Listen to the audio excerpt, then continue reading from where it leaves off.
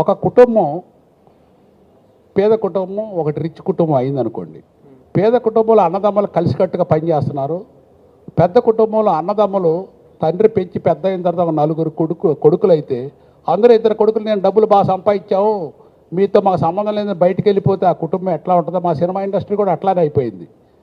ఎవరైతే పెరుగుతున్నారో cinema industry ద్వారా వాళ్ళ నలుగురు ఒకటయ్యి ఇది కేవలం బిజినెస్తో ఇప్పుడు యాక్చువల్గా నిజం చెప్పాలంటే భగవంతుడు గాలి నీరు ఇవన్నీ ఇచ్చారు కాబట్టి మనం అందరం పీల్చుకుంటున్నాం. అదే వీళ్ళ చేతిలో ఒకటి ఆక్సిజన్ కూడా మనకు రానియకుండా కొని మేము నలుగురే బతకాలంటారు ఈ గిల్డ్ అనేవాళ్ళు. గిల్డ్ అనేది ఒక విష పురుగు, విష సంస్కృతి. నేను గవర్నమెంట్కి కూడా చాలాసార్లు చెప్పాను, మళ్ళీ చెప్తున్నాను. ఈ విష సంస్కృతి పోషించే సినిమా పెద్దల్ని గవర్నమెంట్ ప్రోత్సహించవద్దు. అది సినిమా ఇండస్ట్రీకి దండగా. మీకు ఓట్లేసి గెలిపించేది మా చిన్న నిర్మాతలు కార్మికులే.